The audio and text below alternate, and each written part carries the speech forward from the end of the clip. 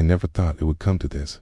Lying in a hospital bed, wires in my arm, steady beep of a heart monitor being the only real company I had. I wasn't afraid of dying. Not really. I lived long enough, seen enough, built enough. But I wasn't ready to be discarded like an old coat someone outgrew. What hurt wasn't the pain in my chest or the weakness in my hands. It was the silence, the absence of voices I spent a lifetime raising. Before we continue, please subscribe to the channel and let us know where you're listening from in the comments. It really helps us out. My name's Walter. I'm 83 years old, and up until recently, I was the father of 2 boys. At least, that's what I used to believe. My wife, Margaret, passed 6 years ago. After that, I did everything I could to stay connected to my sons, Evan and Travis. I'd show up at birthdays, send checks every Christmas. It's called just to say, "How are you?" But over time, the calls stopped getting returned. I became that old man no one wanted to deal with. Voicemail on their phone, a burden. Still, I held on. People say when you get older, your memories keep you company. But I'll tell you something. Memories turn cruel, and the people in them are still alive and pretending you don't exist. 3 weeks ago, I had a mild stroke. It's nothing too dramatic, but enough to land me here at St. Joseph's.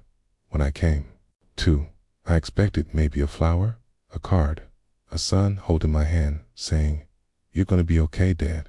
Instead, I got a single visitor. Evan, my eldest. He stood there at the foot of the bed, arms crossed, face blank. Not a look of concern, not a hint of warmth. Just a cold stare that pierced right through me. "You're gonna die in here alone." "Old man," he muttered, "and frankly, that's your fault." Then he turned and left. No explanation. No goodbye. Just gone. I lay there, more stunned than hurt. That boy once clung to my leg when I left for work.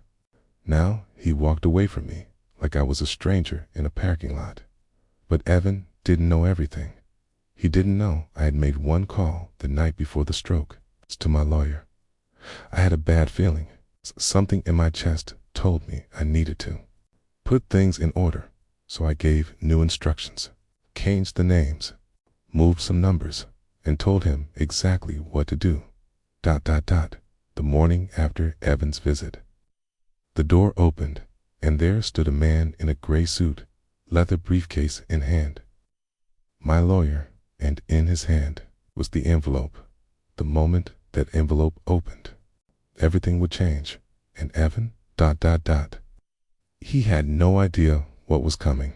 The morning sunlight pushed through the blinds as my lawyer, Richard Hanley, stepped into the room.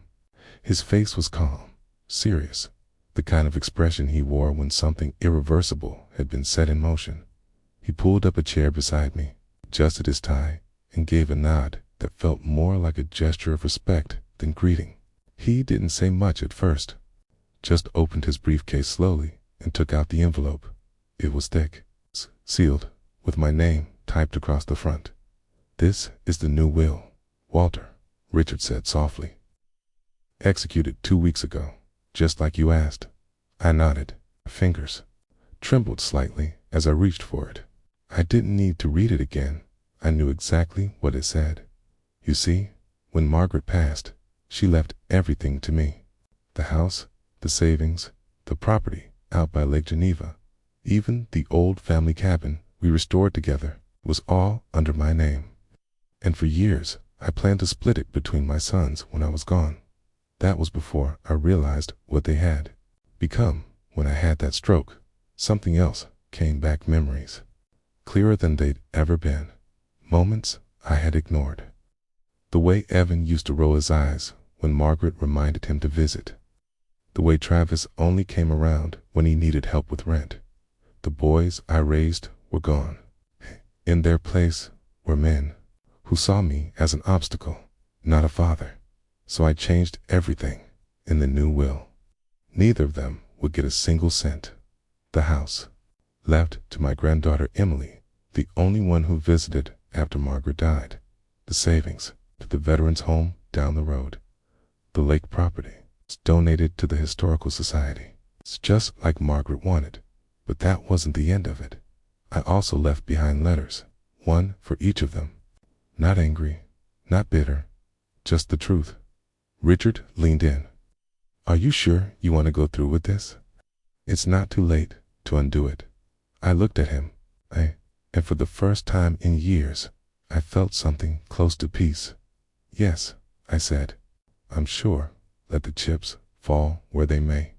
He nodded again. Then I'll send copies to the estate executor this afternoon. As he stood to leave, I glanced at the clock. Almost noon. Visiting hours was starting. Maybe, just maybe, Travis would show up this time. Maybe not.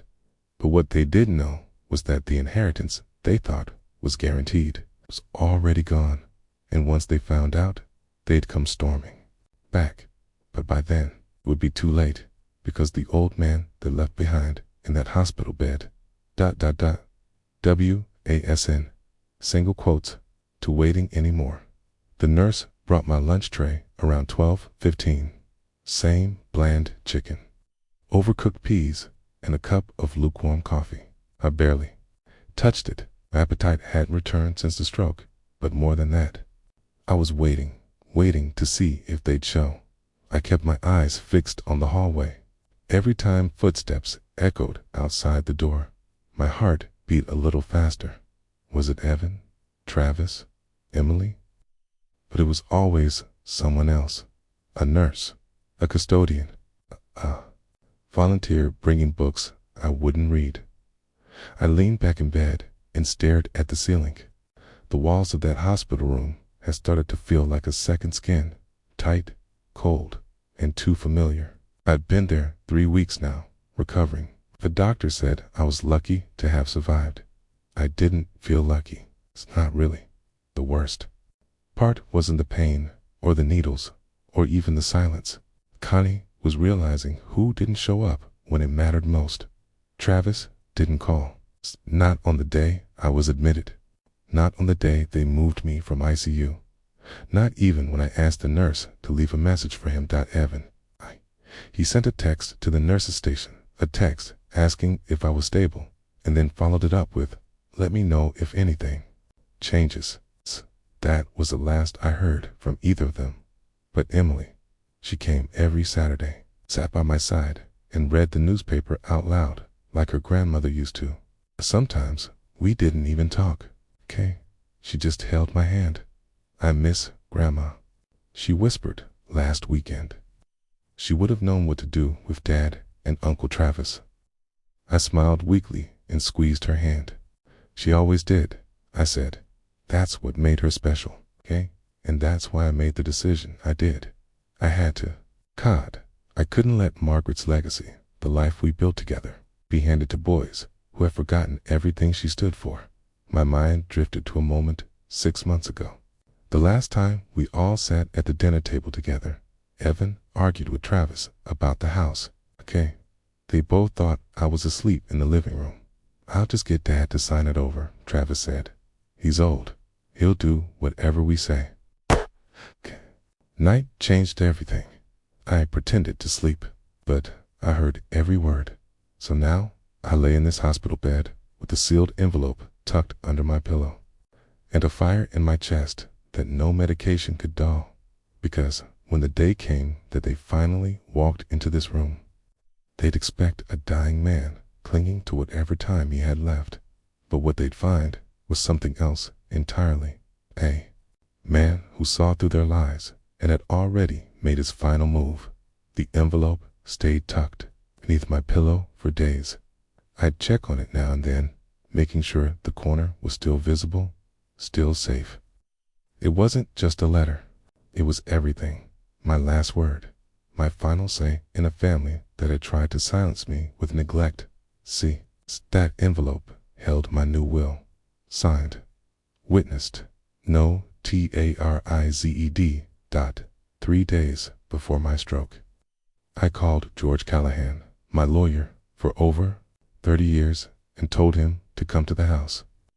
I could barely walk, but my mind was still sharp. I told him I wanted everything changed. I want my assets split 3 ways, I said, sitting in that dusty old study where Margaret used to keep her journals. 1/3 goes to Emily, 1/3 to the church, and the rest. I paused, staring at the photo of Margaret and me on our wedding day. Set up a scholarship in Margaret's name. Nursing students, young women with fire in their hearts. George blinked. And your sons? I looked him square in the eyes. Not a cent. He didn't argue. He knew me too well. Knew I didn't make decisions lightly. Before we continue, please subscribe to the channel and let us know where you're listening from in the comments. It really helps us out. Back in that hospital bed, I felt both a calm resolve, and a flicker of sadness. I never wanted things to end like this. No father does, but sometimes justice isn't loud. It's quiet, written in pen and sealed in an envelope.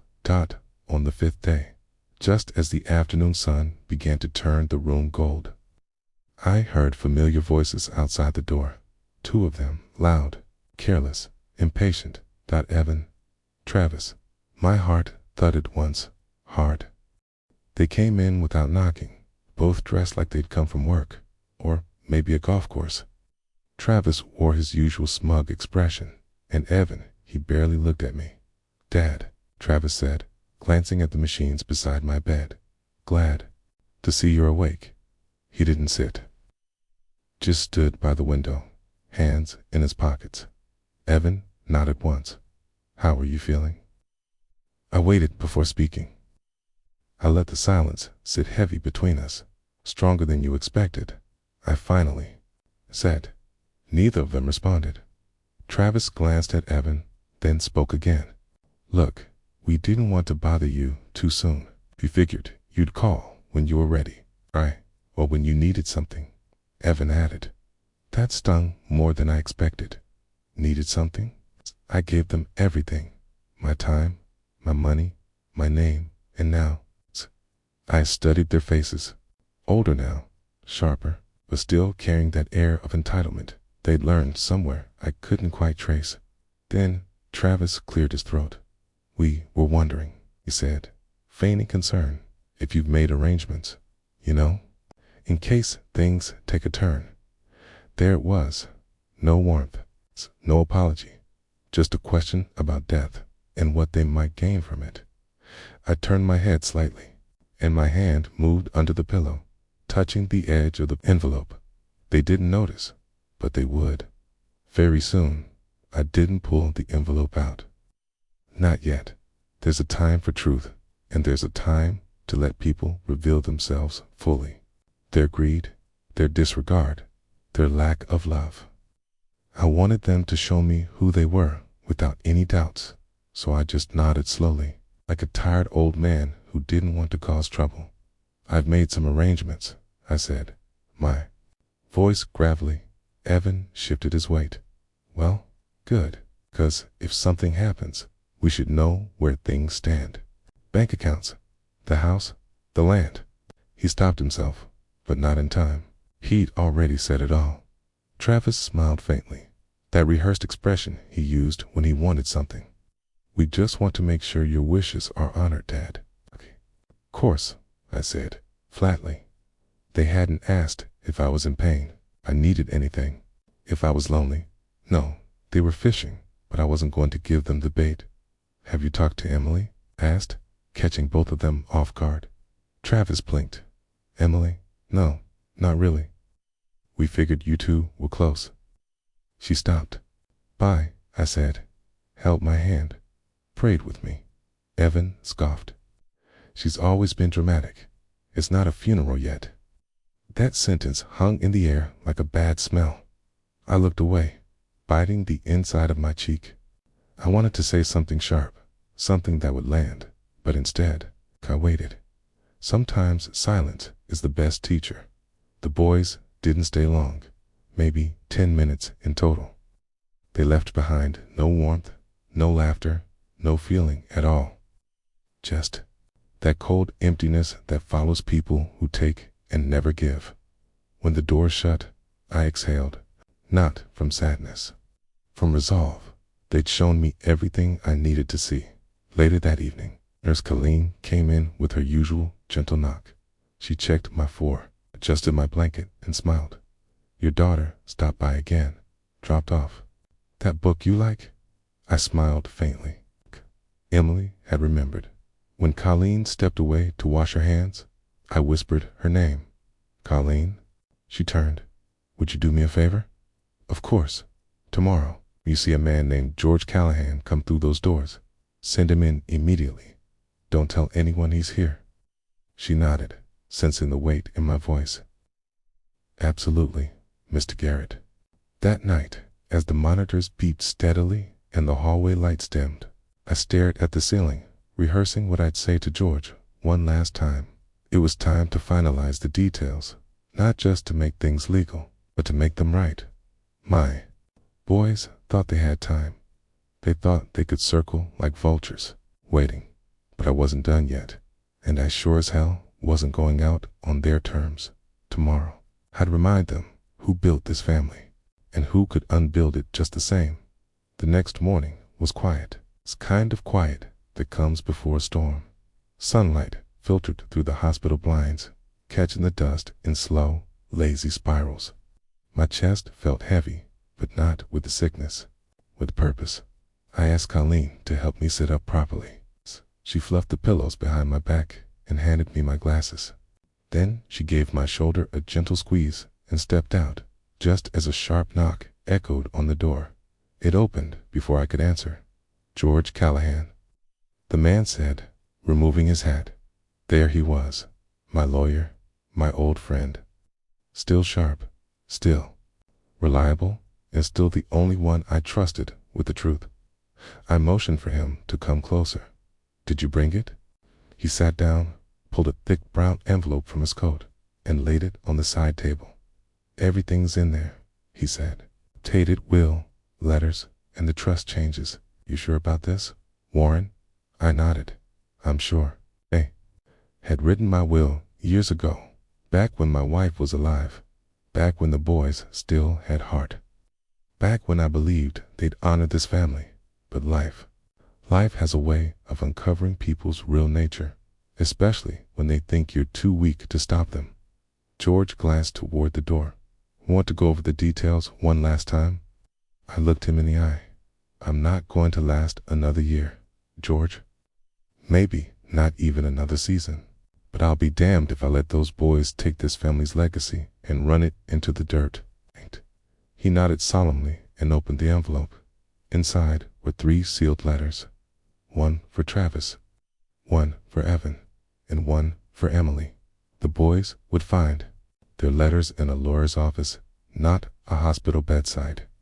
I wouldn't give them the satisfaction of watching me fade away while they counted dollar signs. Emily's letter, hers, was different. It was handwritten. It held more than words. It held my heart. George read the clauses back to me. The farm would go to Emily, not the boys. The house, too. The account that held my savings would be split. 70% to Emily, 30% to be donated to the local hospice center where my wife had passed. Nothing for the boys, not out of spite, but out of clarity. They'd already made it clear they had no use for me alive. Why should they benefit once I'm gone? When we were done reviewing the documents, I reached into the drawer beside my bed and pulled out the old photo of our family, the one from 1992. Back when the kids were young, we were still whole. I handed it to George. "Make sure she gets this too. She'll understand." He took it without asking questions. That's the kind of man he was. And then, just before he stood to leave, I said something I hadn't said aloud in years. "They think I'm dying alone." George frowned. "You're not?" I looked toward the window, where the sun was now rising in full. "They're wrong," I whispered. And tomorrow, they'd find out just how wrong they were. The next day came like any other, slow, quiet, filled with the beeping lull of hospital monitors and the hum of hallway conversations. But I didn't feel small anymore. I felt steady, like a man, with something left to say. Colleen brought in my breakfast, asked if I'd slept okay, and strangely well, considering what lay ahead. Then, at 10:04 a.m., the door swung open again. Travis walked in first, wearing a smug expression, sunglasses pushed up onto his forehead like he thought he was still in college. Evan followed close behind, in his stiff button-down and that overconfident swagger he always wore when he thought he was winning. They didn't bring flowers, not even a cup of coffee, just fake smiles. Well, Travis said, still kicking, huh? I raised an eyebrow, but didn't respond. Evan sat on the chair beside me, crossed one leg over the other, like he owned the place. We figured we should drop by, he said.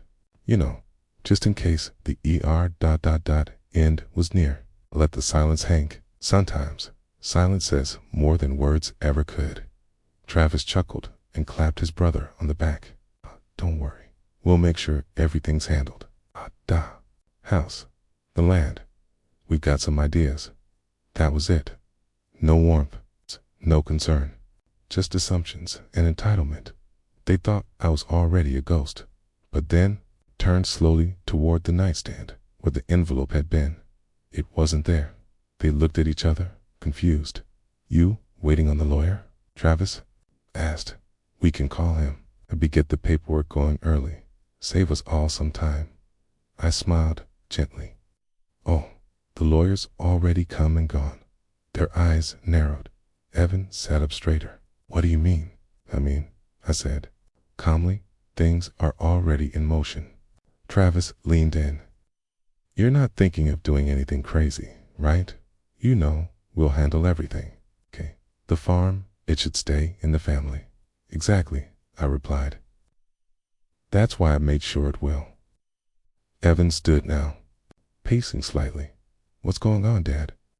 I paused for a moment, then met their eyes. You boys forgot something important, I said, voice steady. This family, wasn't built on greed. They didn't get it. Not yet, but they would. I wasn't just passing on land or a house. I was passing on values, legacy, and the only one who still understood that was Emily. They both started talking at once, pressing me, demanding details, trying to mask their panic. But I stayed quiet, letting their frustration rise. I wasn't trying to be cruel. I was trying to wake them up, or, at the very least, protect the one heart in this family still worth protecting. Just then, my phone buzzed. A message from George. Letters delivered. They've been notified. I set the phone down slowly and looked back at my sons. You'll understand soon enough, I said softly. And when you do, maybe you'll finally see what matters. Expressions turned from confusion to something like fear. They were beginning to realize that the future they thought they owned, the fortune they were counting on, was slipping away, and I wasn't going to stop it. They stood there, speechless. For the first time in years, my sons had nothing clever to say, no smooth excuses, no sarcastic jabs, just silence. Evan was the first to crack. His voice, usually so controlled, came out sharp. What letters? What did you do, Dad? I didn't answer right away. I just looked at them, really looked at them, the way a father looks at his grown sons and wonders where it all went wrong. You should ask Emily, said, finally. Travis blinked. Emily? What does she have to do with any of this? She was here, I said, when you weren't. She listened when no one else did. They exchanged glances, defensive, confused, and a little afraid. She's a child, Evan muttered. She's a heart, I replied. And I'm passing the torch to the one who still has one. They didn't like that. Not one bit. Evan stepped closer to the bed, voice low now, controlled like a man trying not to break something. Dad, be reasonable. You're not in your right mind. You're sick, tired. You shouldn't be making decisions like this. Kay gave a small, dry laugh. Funny, you've never cared much about my mind when you were asking for loans or selling. off the tractor without telling me, or skipping my birthday 2 years in a row. Travis threw up his hands. You're seriously going to cut us out because we were busy? No, I said. Because you were absent. You weren't too busy, you were too selfish. Kada, their faces hardened. I worked for this family my whole life. I continue, letting the words fall slowly, purposefully. Not just in dollars and sweat, but in love, in time. You boys left that behind years ago. Evan scoffed. So now what? You think Emily's gonna run the farm? She's a teenager. She's not running the farm, I said. But she's the only one who still walks it like it matters. Then I leaned forward, as far as my tired body would let me. I gave everything to this family. Everything. And all I ever wanted was a little respect, a little presence. You couldn't even give me a phone call on my birthday. The sting of those words hit. I saw it, just a flicker behind their eyes. Travis spoke again, quieter this time. So you're saying, we're out? I'm saying, I replied, the will is final. The papers are filed. You'll receive your letters in the next day or so. Evan took a step back, his voice now barely a whisper. You're serious? I've never been more. They didn't shout. They didn't argue. They just stood there, for once unsure of how to claw their way back. I turned my head toward the window. The sky was starting to glow orange with the coming sunset. You boys should go, I said softly. There's nothing here for you today. And like that, they left no hugs, no apologies, just footsteps down a long, sterile hallway. But as the door clicked shut, I felt something I hadn't felt in years, peace. The nurse came in shortly after they left. A quiet woman named Lisa, who always spoke in soft tones, like the walls had ears. She checked the machines, scribbled a few notes, and gave me a glance that lingered. You all right, Mr. Halbrook? I nodded, slowly. I think I will be. She smiled gently and patted my shoulder. You had visitors. Briefly, I said. Lisa didn't ask more. She didn't need to. People in her line of work see everything, who shows up, who doesn't, and who comes only when there's money involved. I looked at the envelope again, still sealed, still firm in my grip. I could have asked Lisa to mail them out for me, but this was one thing I needed done exactly as planned. No shortcuts. No mistakes. Later that night, as the sky turned navy and the hallway outside quieted, I reached into the drawer beside my bed and pulled out an old photograph. It was a picture of Martha and me standing on the porch of the farmhouse. We were younger, maybe early 40s, and she was laughing, her hand on my shoulder, the cornfield glowing behind us. That was the life I built, with sweat and sacrifice and long days that turned into decades.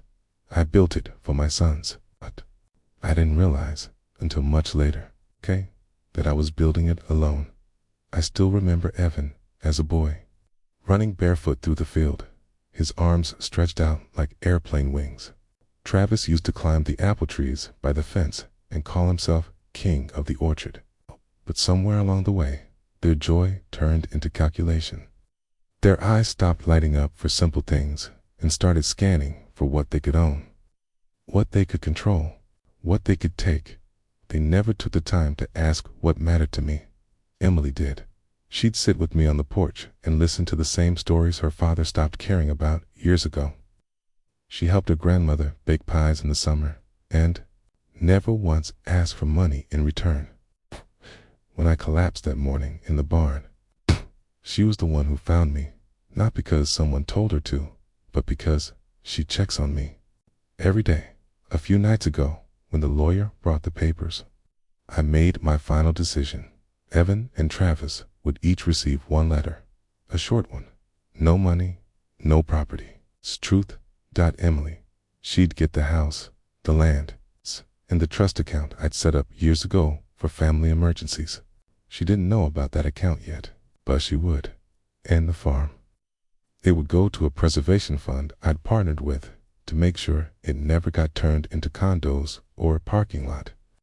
I wanted the fields to breathe long after I was gone, as I looked at Martha's smiling face in that photo. I whispered something I hadn't said aloud in years. I hope I did right by you. That night, I slept better than I had in a long time.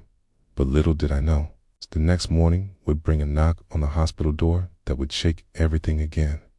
The knock was soft, almost hesitant. At first, I thought it was the nurse, coming in for the usual morning check. But when the door creaked open, it wasn't Lisa, it was Emily. She stepped inside with a cup of coffee in one hand and her laptop bag slung over the other shoulder. Her hair was pulled back in a loose ponytail. Her eyes looked tired, but they lit up the moment they met mine. "Morning, Grandpa," she said, walking over and setting the coffee down on my bedside table. "You look like you could use a real cup." I smiled, genuinely. "God bless you, child." That hospital brew was starting to taste like burnt rubber. She chuckled softly and pulled the chair up beside me.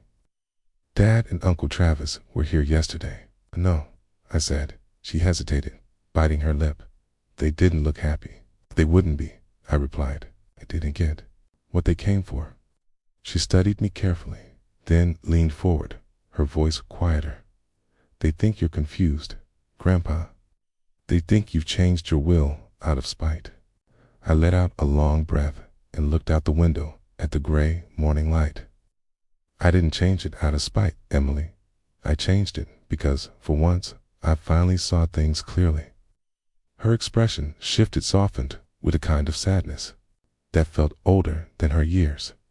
"You don't have to explain it to me. I know how they treated you. I know what they said when they thought I couldn't hear." Kay turned to face her, feeling something heavy rise in my chest.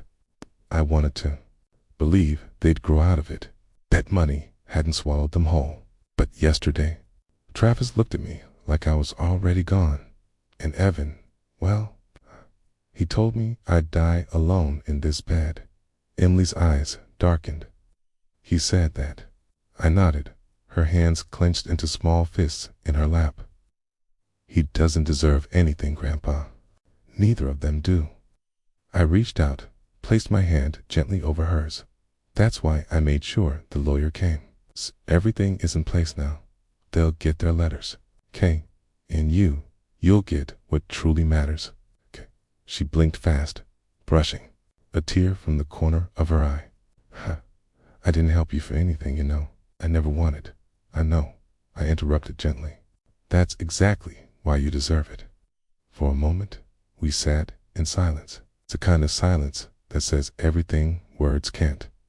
Then Emily glanced at her watch and stood. "I need to get to class, but I'll be back this afternoon."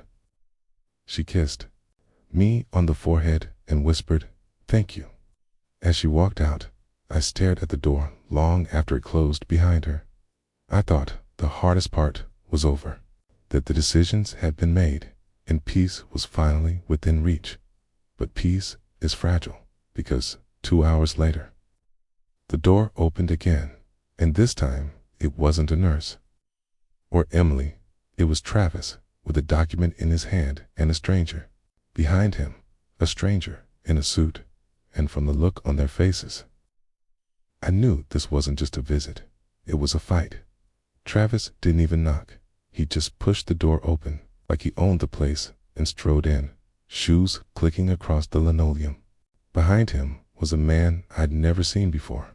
Sharp suit, briefcase, eyes cold and calculating. The type who always smells like legal trouble. I stayed quiet, watching Travis drop the document on my bedside tray with a smug little flourish. "We need to talk, Dad." I looked down at the paper, thick, legal, freshly printed. The man beside him finally spoke. "Mr. Harris, my name is Mark Dunning. I represent your sons in a matter concerning the legality of your revised estate plan." Didn't blink. "Do you?" "Yes, sir," he said, polite but firm. "Your recent changes, disinheriting your 2 sons, raise certain concerns, particularly regarding your mental state at the time they were made. There it was. Travis folded his arms. We're filing a motion, claiming undue influence. Your old dad. You're sick. People talk, and they're going to say someone got in your ear. That girl, Emily, watch your mouth, I said. Voice low and steady.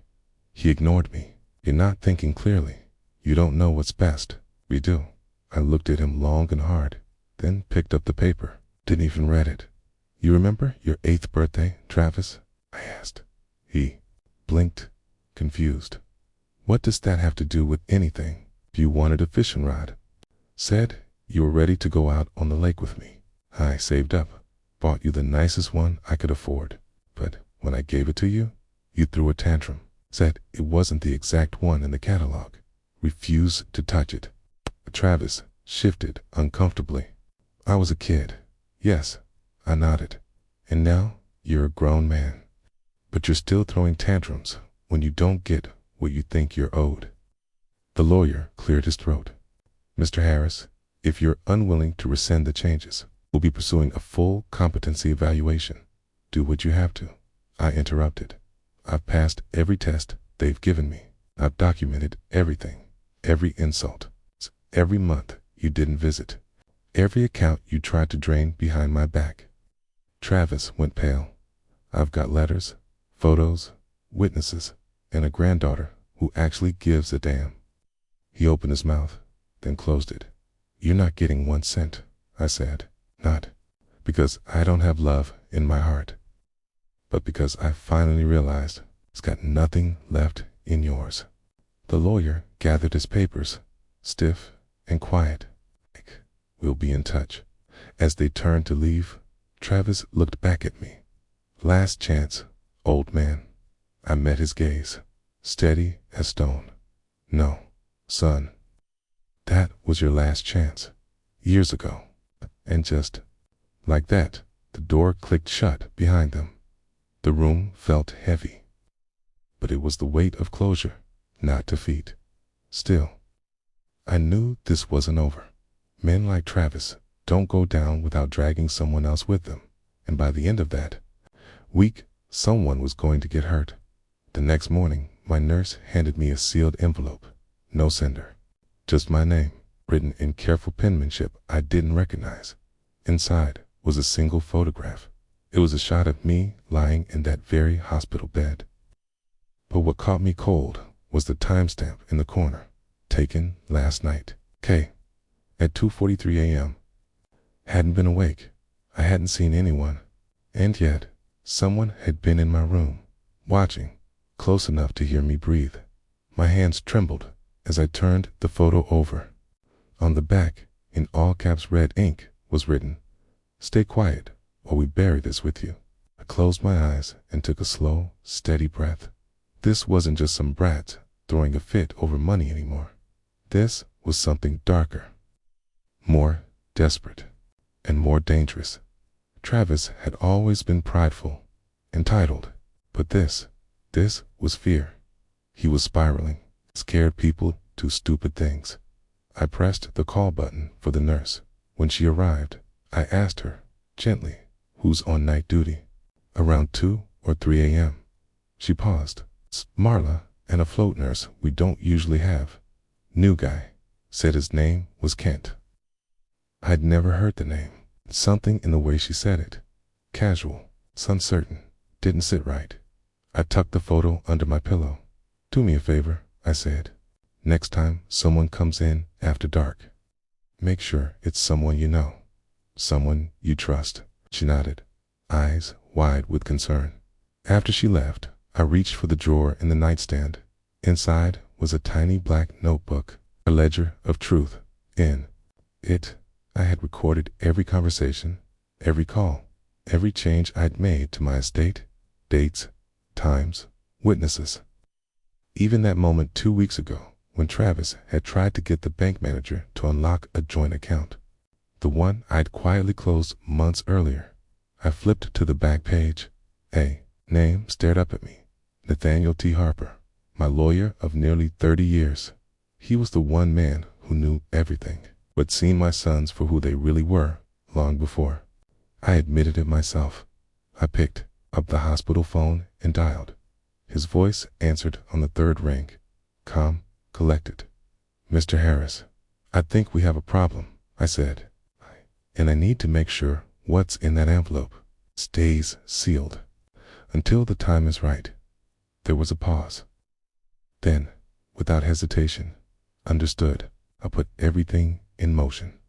I hung up, feeling a strange calm wash over me. Let them rattle the windows. Let them send shadows in the night. They didn't know that the will wasn't the only thing I had changed. What came next would leave a mark they'd never forget. Because the hospital wasn't my prison. It was my stage, and I was just getting ready to draw the curtain back. That evening, the air in my hospital room felt heavier, as if the very walls knew what was coming. I kept the curtains slightly open to catch the dying light. There's a stillness in dusk, a moment where even betrayal holds its breath. I found comfort in that. The nurse came in with my dinner tray. She smiled politely, but I could see it in her eyes. The pity, maybe even fear, had started to spread. They thought I was just a dying man, clinging to scraps of dignity. But what they didn't know was, the game had already shifted. A little after 7, the door creaked open again. Not the nurse this time. It was Travis. He walked in like he owned the place, like I was his tenant, and he was here to evict me. Evening, I said, not bothering to sit up. He didn't respond at first, just stared at me. Then he leaned against the wall and muttered, "You're really gonna do this? Leave it all to her. Some outsider who barely knows you." His voice cracked. It wasn't anger anymore. It was panic. I looked at him, really looked. For the first time, I didn't see my son. I saw a man drowning, a boy who never grew past entitlement. A heart with more greed than blood in it. I said nothing, so he stepped closer, lowered his voice. "You know what she'd do, right? Sell the house, maybe even the land. She got your legacy for pennies. Everything Mom built, everything you built, ... gone." I let his words hang, and then, slowly, I said, "She's not the one who tried to sell my John Deere before I was even cold." His face changed. There it was, the flicker of guilt. The truth he didn't think I knew. "I saw the listing, Travis. You were sloppy, left the photos on your phone's cloud. You really thought I wouldn't notice the title deed missing from the drawer." He opened his mouth, closed it. "You tried to liquidate your inheritance before I'd even drawn my last breath. And now you think I should trust you with the rest of it." Travis stepped back, jaw tight. "You always blamed me for things that weren't my fault. Always thought I wasn't good enough." Sat up slowly, my voice firmer now. "No, son, I never thought you weren't good enough. I just realized you never cared to be." A long silence. Then he did something I didn't expect. He reached into his jacket and pulled out a white envelope, thick, sealed. "This is from Mom," he said. "She wrote it before she passed, said I wasn't allowed to open it. Only you could." He tossed it onto my lap. It sat there like a loaded gun. He turned to leave, but stopped at the door. "For what it's worth, I wish things were different." The door clicked shut behind him. I stared down at the envelope. My hands trembled slightly as I opened it. Inside, my late wife's handwriting was a single page, and the first line stopped my heart. "If you're reading this, then our son has already betrayed you." The room faded around me. The walls, the hum of the machines, even the dull ache in my chest had all disappeared the moment I read that first line. "If you're reading this, then our son has already betrayed you." My hands, weathered from decades of labor, tightened on the page. I could still recognize her handwriting, steady, graceful, full of quiet strength, just like her. I took a deep breath, the kind you take before opening a door you're afraid of. "But no, you must." The letter continued. "You always saw the best in people, even when they didn't deserve it. That's one of the reasons I fell in love with you. But it's also the reason I'm writing this. because I know you'll give him every chance to change, and I fear he never will. Travis wasn't always like this. He was a sweet boy once, but something shifted in him after college. The money changed him. Or maybe it just revealed what was always there, the hunger for more. I tried to talk to him about it, but he always found a way to twist my words, to make me feel like I was being dramatic. You saw how he treated Sarah. You heard the way he spoke to me when he thought you were asleep in the den. He's not the man we raised, and if you've seen it too, but I need you to protect what's left of us. I left a second will, one only my lawyer knows about. It protects Sarah and you, and everything we built together. If Travis is reading this over your shoulder, he already knows what he's lost. If not, then you still have time. I paused, blinking back the sting in my eyes.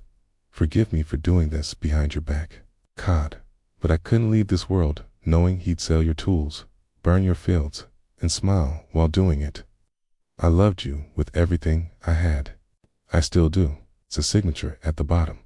Margaret Ann Wheeler, my wife, my Maggie. I leaned back against the pillows. It's a letter pressed to my chest like a shield. So she had known all along. The nights she sat quietly at the kitchen table, sipping her tea. She wasn't just tired. It's when mourning the son we lost while he still lived. And she'd acted, quietly, decisively. The second will, a new wave of clarity swept over me. That's why my lawyer, Daniel, had asked to speak privately when he visited earlier in the week. He'd danced around the subject, waiting for the right moment. Now I knew. I picked up the call button and asked the nurse to dial Daniel's office. When he answered, I said, "It's time." His voice on the other end was calm, but there was steel in it. "I'll be there by morning." As I hung up, I noticed the envelope Travis had handed me still sitting on the blanket. It had been a trick. He thought it might make me feel guilty, shake me enough to reconsider. Instead, it gave me everything I needed to move forward. And by the time Travis learned what was coming, it would be far too late. The next morning, the sun poured through the hospital window like gold, warm, steady, unbothered by the storm about to unfold. Daniel arrived just after sunrise, crisp suit, his briefcase in hand, and a kind, serious look in his eyes. He didn't speak much at first, just pulled a chair close to my bed, placed a briefcase between us, and asked softly, "Are you sure you're ready?" I nodded. "I read Maggie's letter," I said, "every word." Daniel's jaw tightened, but he stayed composed. She asked me to wait until you reached this moment. She trusted you'd know when that time had come. He opened the briefcase and slid a thick stack of papers into my hands. "This," he said, "is her will. The second one, signed, notarized, and legally airtight. Travis doesn't know it exists." I ran my fingers over the top page. Maggie had drawn a small cross at the bottom corner, just like she used to sign birthday cards. I smiled through the weight in my chest.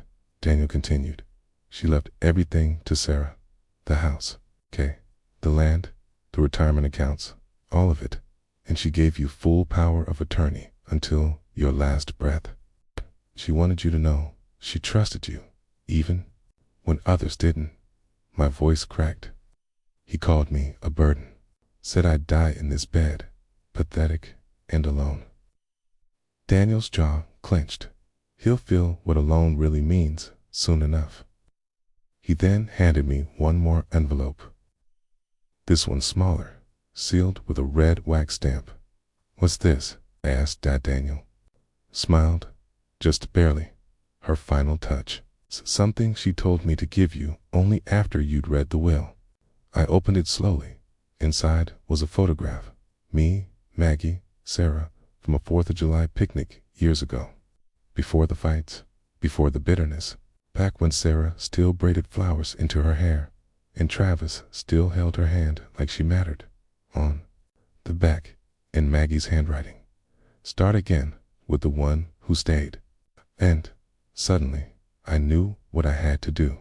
The revenge wouldn't be loud. No screaming matches, no threats, just a simple meeting, a few signatures, and one phone call that would turn Travis's carefully plotted world on its head. He wanted me gone, weak, forgotten. Instead, I'd remind him who built the house he stood in and who truly owned it now. I asked Daniel to arrange the meeting. Not with Travis, not yet. First, I wanted to see Sarah. It had been too long since we sat together without grief or pressure hanging in the air. Daniel made a call, and within 2 hours, Sarah was standing at the hospital door, hair pulled back, eyes tired but warm. "Dad," she whispered. I couldn't speak right away. I just held up the photo Maggie had left me. The picnic. The 3 of us, and her face crumbled.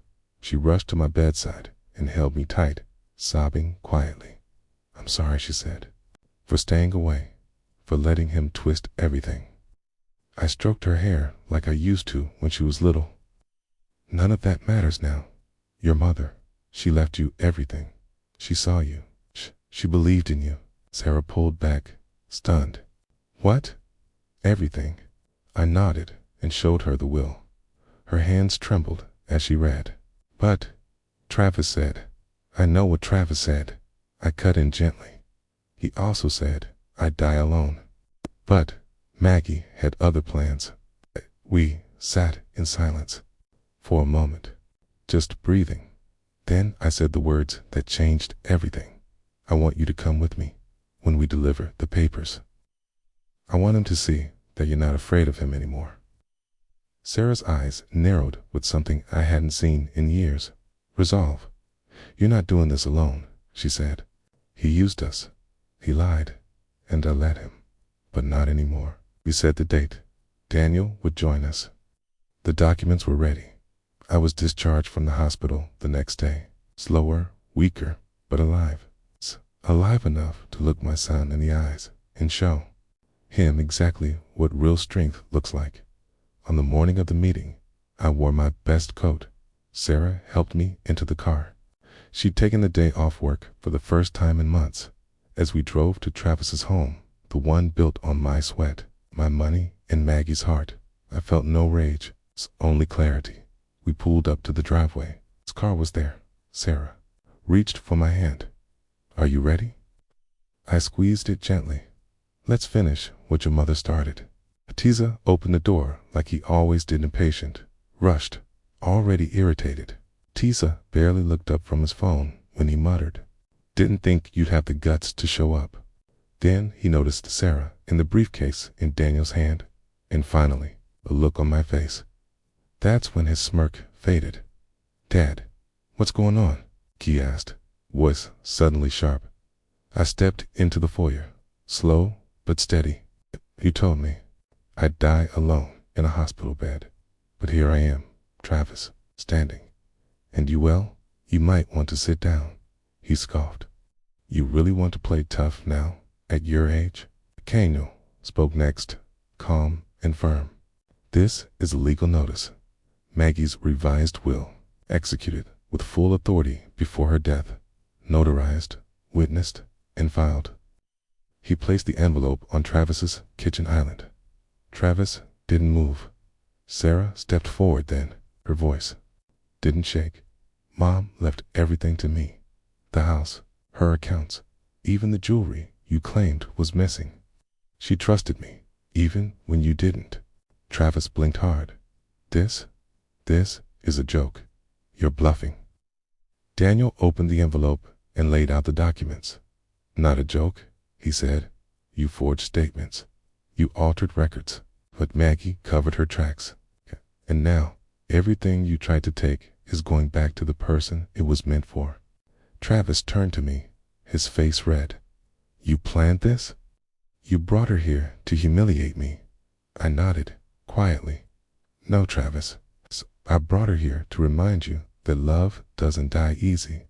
And lies always catch up." He slammed his fist on the counter. "You can't do this to me. I built this house. I made this family run." Hara took one step closer, her eyes burning. "You broke it, Travis. not built it. You turned us into enemies. You turned Dad into a stranger. But not anymore. He reached for the papers, but Daniel blocked him. Don't, he warned. You touched that. I called the authorities. You're already under review for elder coercion and attempted fraud. Travis froze. He knew it was over.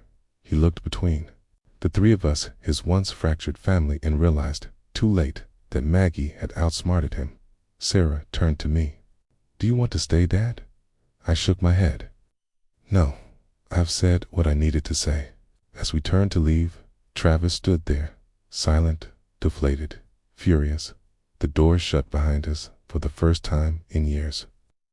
It felt like it was finally closing on the past. The ride home was quiet, but it wasn't the kind of silence that weighed on you like grief. It was the kind of silence that settles after a storm when the thunder's past, and all you hear is the world catching its breath. Again, Sarah drove, her hands steady on the wheel. I sat beside her, watching the trees blur past the window, thinking of Maggie, of all the years lost between us, of all the moments Travis tried to erase, and how, despite everything, still found a way to make it right. Dad, Sarah said, her voice soft. You okay? I turned to her. Yeah, I think I am. She smiled, not wide, not forced. It's just enough to show me that she meant it. We pulled into her driveway, a modest home, nothing like the estate Maggie had once built with me.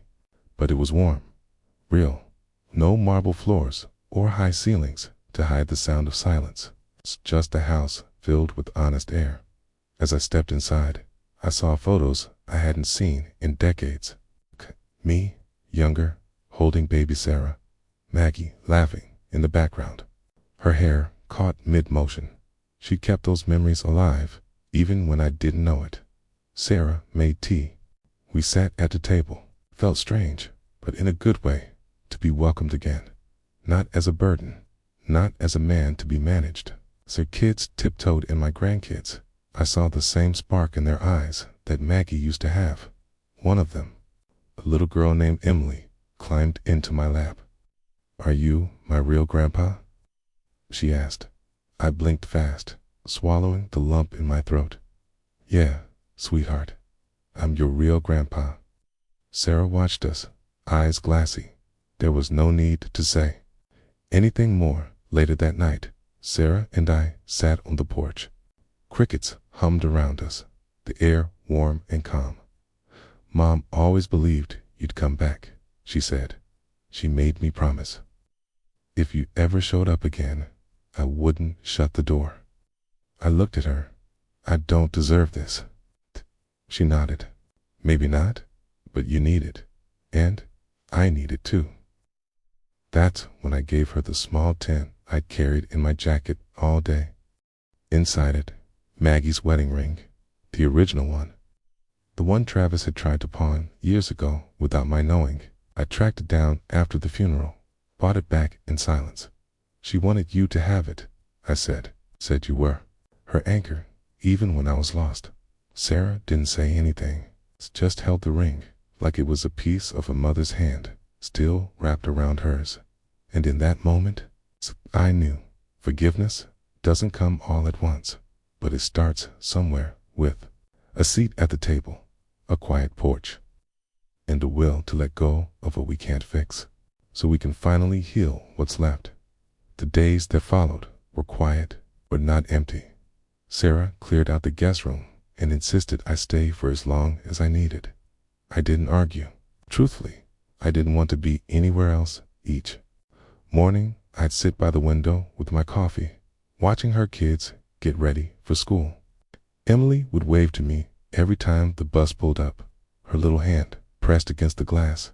It's funny how something so small could mend cracks decades deep. But just as I began to feel at peace, the past knocked again, this time in the form of a thick envelope delivered by courier. It was addressed in a formal, blocky script. My heart sank before I even opened it. Inside were copies of legal filings. Travis, my own son, was contesting the will, despite being exposed in front of Maggie's entire legal team. Despite the audio recording, the letters, the witnesses, he still wanted to fight it. He claimed undue influence, said Maggie, was not of sound mind. Said, I manipulated her in her final days. My hands trembled, not from fear, but from disbelief. He had no shame, none. Sarah came into the room and saw the documents spread across the table. What is it now? She asked, her voice guarded. I told her, and for the first time since I'd arrived at her home, I saw the part of her that looked like me, the fire behind calm eyes, the quiet resolve to protect what mattered. I'm not letting him drag this family through hell again, she said. Not after everything Mom did to set things right. She picked up her phone and called the attorney who handled Maggie's estate. I want to be present at every meeting, she told him, and I want you to fight this. Over the next few weeks, it became clear Travis had no case, but he didn't care. He filed motion after motion, each one more desperate than the last. He wasn't trying to win. He was trying to wear us down. But what he didn't know was that we weren't the same people he used to control. One morning, I showed up to court, with Sarah by my side. We sat in silence as Travis's lawyer rattled off nonsense about coercion and last-minute changes. When our turn came, my lawyer stood and said just one thing, Your Honor, we'd like to submit the original recorded testimony of Mrs. Margaret Davis, taken 2 weeks before her death. In her own words, it played the tape in open court. Maggie's voice filled the room, clear and unwavering. She spoke of love, of regret, of the difference between being respected and being tolerated. And then she said this, I leave my estate to the one who stood with me when I was weak, not the one who looked down on me once I became quiet. Travis's face went pale. He stood up and left the courtroom before the tape finished. The judge ruled in our favor that afternoon. Outside the courthouse, Sarah squeezed my hand. She won, Dad, she whispered. I looked up at the sky, then closed my eyes. No, I said. We all did. That afternoon, after the court ruling was finalized, I walked out into the light, feeling 20 pounds lighter. The courthouse steps had never felt so steep, yet my legs moved as if they carried no burden at all. Sarah stayed close beside me. We didn't talk much. We didn't need to. Some moments are too full for words. Back at her house, the grandkids were waiting. Emily had drawn something. A crayon sketch of me, sitting in my hospital bed, with a big heart floating above my head. She'd written, in crooked little letters, You are my hero, Grandpa. I stared at it for a long while, not because it was perfect, 'cause it wasn't. It was real. It was love, unfiltered, without condition or cost. The next few weeks were filled with paperwork, estate closures, and final loose ends. But for once, I wasn't handling it all alone. Sarah was there every step of the way. We even visited Maggie's resting place together. I brought the letter Maggie wrote me, the one she'd left sealed, and placed it gently beside her. Stone, I read it. I whispered, kneeling down, every word. And I forgive you. I meant it, for all the wrongs Maggie had done. She'd spent her final days making it right. Hey, and in the end, she gave me more than any sum of money could ever offer. She gave me my daughter back. She gave me peace. As for Travis, we haven't spoken since the court ruling. He moved out of state, from what I hear. I sometimes wonder if he's angry, or ashamed, or maybe neither. Maybe he's still spinning stories in his head to justify it all. But that's not my burden to carry anymore. He lost far more than an inheritance. He lost a family. He lost a chance to make things right. And if he ever does decide to change, if he ever finds it in himself to stop blaming and start healing, well, the door won't be locked, but it won't be wide open either. Some things, after all, have to be earned again now. Now my days are slow, but full. I wake up early. I sit in the sun. I listen to birds more than I listen to people. And when I close my eyes, I don't see a cold hospital room or a bitter sun standing over me. I see Sarah standing by my bed, holding the envelope with trembling fingers. I see Emily pressing her little hand against the window. I see Maggie in those last few weeks, tired, broken, but brave enough to face the truth. And I know I'm not alone. I never was. Family can break you, dame, but sometimes, just sometimes, it finds a way to heal you too. Thank you for listening to my story, and if you're still with me, do one thing today. Tell someone you love them, even if it's been a while, especially if it has, because tomorrow isn't promised, but redemption. Okay. That's always on the table. Don't forget to subscribe and share this story if it moved you. Let us know in the comments where you're listening from. We love hearing your stories too. This was my story, and maybe a little bit of yours too.